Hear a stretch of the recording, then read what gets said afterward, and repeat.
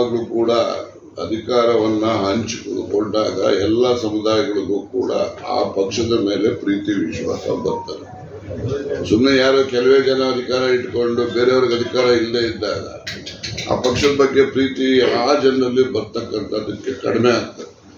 ಆ ದೃಷ್ಟಿಯಿಂದ ನಾನು ಪ್ರತಿಪಾದನೆ ಮಾಡಿದ್ದೆ. ಯಾರೆಲ್ಲ ಈಗ ಲಿಂಗಾಯತ ಸಮುದಾಯ ಇರ್ಬೋದು, SC ST ಇರ್ಬೋದು, ಅಲ್ಪಸಂಖ್ಯಾತ ಸಮುದಾಯ ಇರ್ಬೋದು, ಈ ಸಮುದಾಯಗಳಿಗೆ ಒಬ್ಬರು DCMಗಳನ್ನ ಮಾಡಬೇಕು. ಹಿಂದೆ BJPನವರು ಮಾಡಿದ್ರಂತ ಉದಾಹರಣೆಗಳಿದ್ದಾವೆ. ಮತ್ತೆ DCM ಮಾಡಿದ ಕ್ಷಣಕ್ಕೆ ಏನು ಹೊಸದಾಗ ಅವ್ರಿಗೆ ಇನ್ನೇನು ಬೇರೆ ಯಾವುದೇ ಸೌಲಭ್ಯ ಇಲ್ಲ. ಕ್ಯಾಬಿನೆಟ್ ಮಂತ್ರಿಗೆ ಏನಿರ್ತದೋ ಅವ್ರಿಗೂ ಅಷ್ಟೇ ಇರ್ತಕ್ಕಂಥದ್ದು. ಆದರೂ ಒಂದು ಗೌರವ ಆ ಸಮುದಾಯದ ಜನರಲ್ಲಿ ನಮ್ಮ ಸಮುದಾಯಕ್ಕೂ ಒಂದು ಪ್ರಾತಿನಿಧ್ಯ ದೊರೆತಿದೆ. ಆ ದೃಷ್ಟಿಯಲ್ಲಿ ನಮಗೂ ಕೂಡ ಒಂದು ಹೆಮ್ಮೆ ಅನಿಸುತ್ತೆ ಅಂತ. ಆದ್ರಿಂದ ಅವರು ಆ ರೀತಿ ಒಂದು ಆ ಜನರ ಪ್ರೀತಿ ನಮ್ಮ ಪಕ್ಷಕ್ಕೆ ಗಳಿಸ್ಕೊಡ್ಲಿಕ್ಕೆ ಇದು ಒಂದು ಉತ್ತಮವಾದಂತಹ ಸಾಧನ ಅಂತೇಳಿ ನಾನು DCM ಮಾಡಬೇಕು ಅಂತೇಳಿ ಸಲಹೆ ಮಾಡಿದ್ದೆ.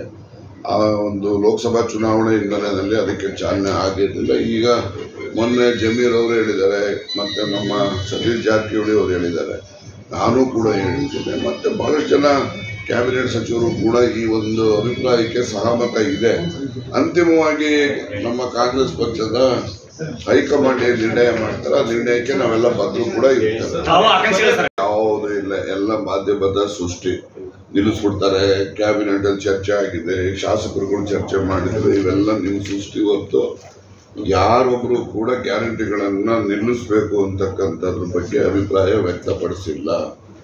ಮುಖ್ಯಮಂತ್ರಿಗಳು ಕೂಡ ಸ್ಪಷ್ಟ ಮಾಡಿದ್ದಾರೆ, ಗ್ಯಾರಂಟಿ ಯಾವುದೇ ಕಾರಣ ನಿಲ್ಲಿಸೋದಿಲ್ಲ, ನಾವು ಅದನ್ನ ಮುಂದುವರಿಸ್ಕೊಂಡು ಹೋಗ್ತೇವೆ ಅಂತಕ್ಕಂಥದ್ದನ್ನ ಮುಖ್ಯಮಂತ್ರಿಗಳು ಕೂಡ ಸ್ಪಷ್ಟ ಮಾಡಿದ್ದಾರೆ. ಮತ್ತೊಮ್ಮೆ ನಾನು ಕೂಡ ಸ್ಪಷ್ಟ ಮಾಡ್ತೇನೆ, ಯಾವುದೇ ರೀತಿಯಲ್ಲಿ ಯಾವುದೇ ಕೊಟ್ಟಿರ್ತಕ್ಕಂಥ ಬಡವರಿಗೆ ಕೊಟ್ಟಿರ್ತಕ್ಕಂಥ ಏನಿವೆಲ್ಲ ಸೌಲಭ್ಯಗಳಿದ್ದಾವೆ ಯಾವುದನ್ನು ಕೂಡ ಕುಂಠಿತನೂ ಆಗಲ್ಲ, ಕಡಿತನೂ ಮಾಡಲ್ಲ. ಪಾಟೀಲ್ದು ವೈಯಕ್ತಿಕವಾಗಿ ಅಭಿಪ್ರಾಯ ವ್ಯಕ್ತ ಮಾಡಿದ್ರು, ಆದ್ರೆ ಎಲ್ಲೂ ಕೂಡ ಅವರು ಯಾವುದೇ ಸಭೆಯಲ್ಲಾಗ್ಲಿ ಮತ್ತೆ ಯಾವುದೇ ಸರ್ಕಾರಿ ಪತ್ರ ಆಗ್ಲಿ ಕೂಡ ವ್ಯಕ್ತಪಡಿಸಿಲ್ಲ. ನಿರ್ಣಯ ಮಾಡಬೇಕು. ನಮ್ಮ ಹಂತದಲ್ಲಿ ಸಂಪುಟ ವಿಸ್ತರಣೆ ಮಾಡೋದಾಗ್ಲಿ ಅಥವಾ ಮತ್ತೆ ಯಾವುದೇ ಒಂದು ಕ್ರಿಯೆ ಆಗ್ಬೇಕಾದ್ರೂ ಹೈಕಮಾಂಡ್ ನಿರ್ಣಯದಂತೆ ಆಗ್ತಕ್ಕಂಥ. ಒಳ್ಳೆ ಟೀಮ್ ಪೊಟೆನ್ಶಿಯಲ್ ಇರುವಂತವರು, ಬಹಳ ಮೇಧಾವಿ ಮುತ್ಸದ್ದಿ. ಅವ್ರ ಜೊತೆ ನಾವು ಸೇರಿದ್ದೇವೆ. ಅವ್ರ ಜೊತೆ ಓಕೆ.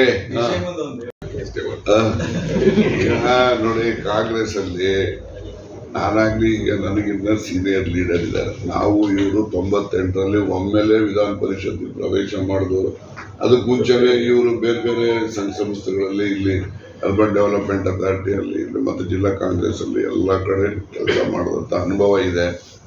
ಅವರಿಗೆ ಸರ್ಕಾರ ಗುರುತಿಸೋದಲ್ಲ, ಪಕ್ಷ ಗುರುತಿಸ್ಬೇಕು. ಅದನ್ನು ನಾವು ಪಕ್ಷಕ್ಕೆ ಒತ್ತಾಯನೂ ಮಾಡಿದ್ದೋ. ಅವ್ರಿಗೆ ಹಣೆನಲ್ಲೂ ಬರ್ದಿರ್ಬೇಕಲ್ಲ ಕೆಲವೊಮ್ಮೆ, ಮುಂದೆ ಒಳ್ಳೆಯ ದಿನಗಳು ಬರುತ್ತೆ ಸರ್ ಪಾಟೀಲ್ರಿಗೆ ಅಂತ ಹೇಳಿ ಅಷ್ಟು ಮಾತ್ರ ನಾವು ಹೇಳ್ಬೋದು.